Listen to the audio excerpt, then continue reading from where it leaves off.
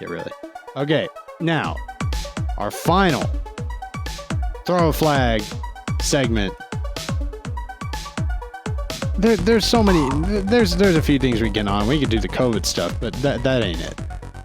Bill Simmons, founder of The Ringer, host of Bill Simmons podcast. He tweeted December 17th, "We are like 5 days away from the first unsubstantiated, quote, LeBron loves what he's seen from the young Cavaliers and might want to finish his career there, end quote, story, and I honestly can't wait." A couple days later, in his words, the fake news aggregators were building momentum. And then, I'll be damned, if on the 22nd, just after midnight Eastern time, Kendrick Perkins, the ESPN analyst, I wonder if LeBron James would consider demanding a trade back to Cleveland. I mean, the Cavs do have a nice squad. Don't mind me, though, and carry on. Oh, my gosh. The only thing... Now, at least those were not, like, from a source, but I will say this. Is the GM. Okay, but that's never going to happen. The Cavs would have to be idiots to throw away their future like that.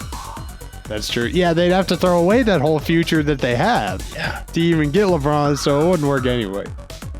It'd never happen. Ain't that just the price of being LeBron, of having a team with LeBron, though? You give up your whole future, but you get a ring?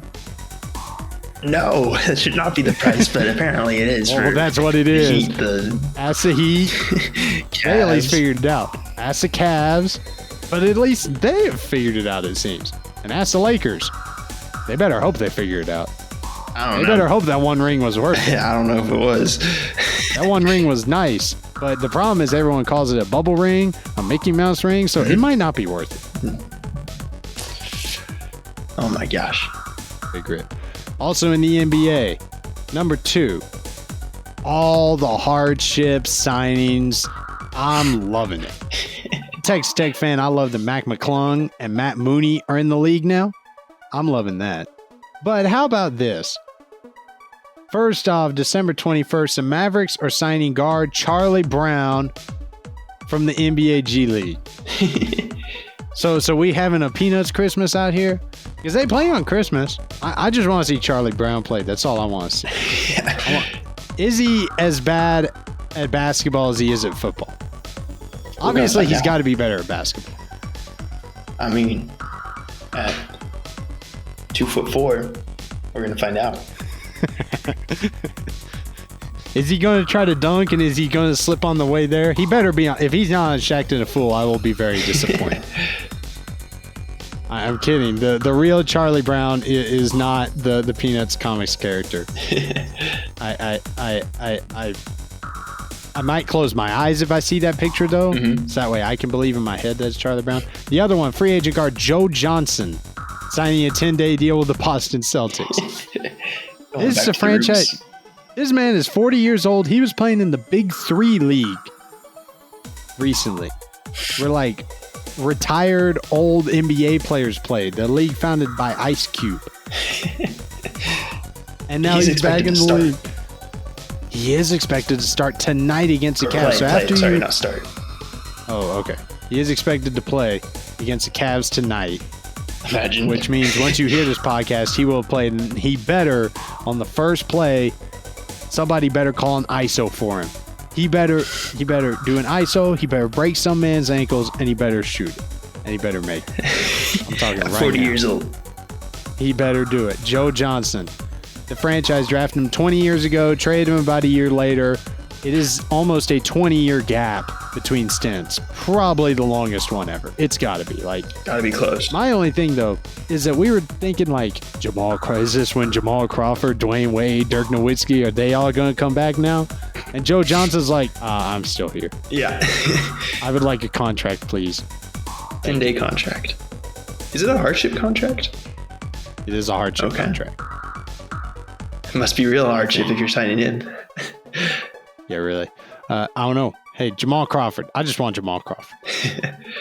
Real quick from the future. Just wanted to let y'all know Joe Johnson did get to play just about the last couple minutes.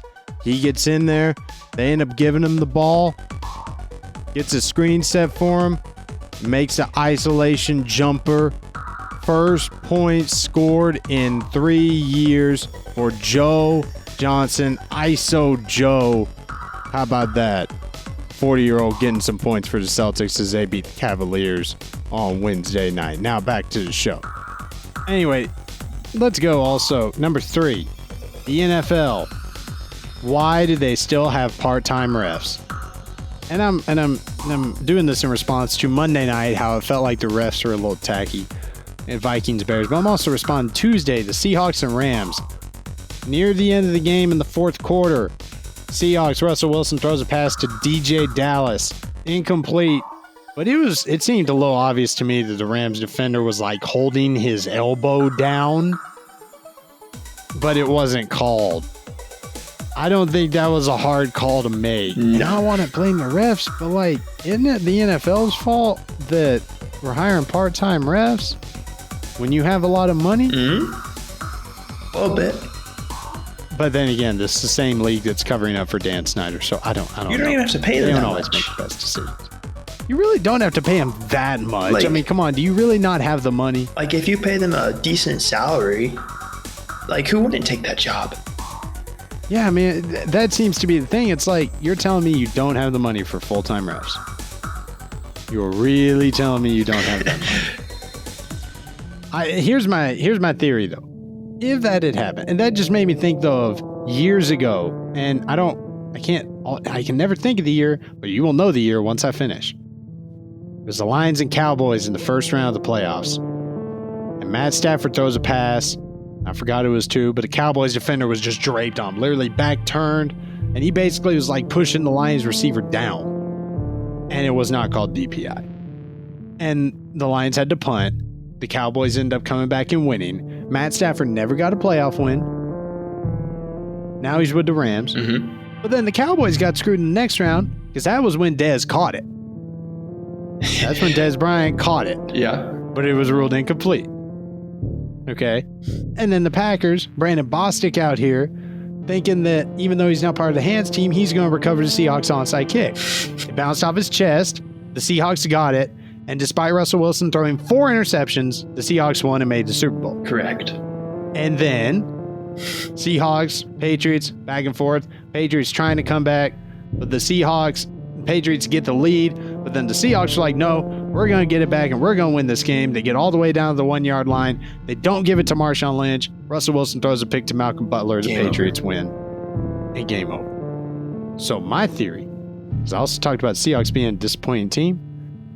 If that call had been made, the Seahawks could have just lost in the NFC Championship.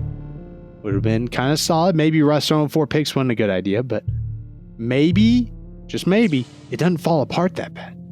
Because it wasn't so high profile, you know, you didn't watch. Not everybody watched as the course of the league just completely switched on the 1-yard line. Correct. With the best running back in the game. And you decide, nah, we're not going to hand it off. Though. I just think that, I mean, or maybe the Packers don't win. Maybe the Seahawks loser. I mean, maybe the Seahawks beat somebody else and they feel better in the Super. I don't know. Hey, chaos theory out here. I'm just saying that changed the whole game. And that is why we need full-time refs. Literally. And it's also why it's really sad for the Seahawks. Sorry, O'Mara. The other thing I feel bad for O'Mara about is our fantasy football team, our last part of Throw a Flag. I would like to read you guys the fantasy football scores.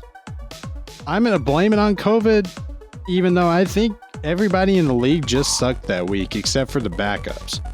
Let me read y'all the point totals. One team, 148.86. Another team, 145.96. 116.86 was the third highest. No one else scored over 109 points. 5 teams under 109. Including a team that got to the second round of our playoffs with an 81.74 point performance. Why couldn't I have played him? And Jose, if Jose was on here, he would go on a tirade because he is the one that got beat with that. And he was the second best team, you know, all that. Yeah, he got beat with that. because Dalvin Cook couldn't get another couple yards. He got beat. He would have gotten beat by everyone this week. That's also true. Which I can't tell whether that should make him feel better or worse. I can't tell whether I should feel, because I felt bad because I had a 34% chance, according to ESPN, to lose to our number 8 team in our league, Omero, who's not here with us. And then Cooper Kupp decided he'd go and get 35 for me. Correct. That is why Cooper Kupp should probably be MVP. He should be MVP. Cooper Kupp might actually break the record. I hope he does. But just know this, Omero said it and I tried to push back, but he's right. Fantasy's just luck. So if you ever feel good about winning your fantasy football team, no. I'm just gonna take you down right now. Take your ego down a little bit. No. Well, see, it means nothing. That's the other thing. Like, you got the last pick of the draft. Let's say you got the first pick. Who do you have taken? I would have taken Christian McCaffrey. All right. I would have taken the risk. Let's say it comes all the way back around. I don't know who would have been left, but who would you probably taken? Oh, who knows? Like, I could probably look at that draft. I mean, guys like, Calvin Ridley were probably in that conversation. There you go. Hey, man, I drafted Zeke first. I almost drafted Jonathan Taylor first. But imagine I got him second. I was able to come back around and get him. Imagine if he wasn't there. Exactly. Imagine if I just had Zeke and then traded him for Najee Harris, which has worked out. Yeah. But then imagine if it was just him and I'm just like, bro, I literally could have had Jonathan Taylor. I almost picked Jonathan Taylor. Imagine I thought Robert Woods was better than Cooper Kupp. I wanted Robert Woods more than Cooper Kupp. But I took him. Right. And I was like, well, Cooper Kupp will be my flex. And look at him now. Oh my boy. Gosh. Meanwhile, Allen Robinson out here like, I forgot how to play receiver. Oh, man. Yeah, fantasy football. Good old fantasy basketball's whack too. Fantasy basketball's whack too because I got like 7 dudes out. Yeah, you drafted badly. I drafted really badly. But I didn't think Zion was going to be out the whole year. Then you traded me Pirtle and then dropped Keldon Johnson afterwards. Now I have both of them. I've had a rough time, okay? I'm still 3-6 somehow. I'm just trying to get a couple of wins. If I make the playoffs, I might be all right.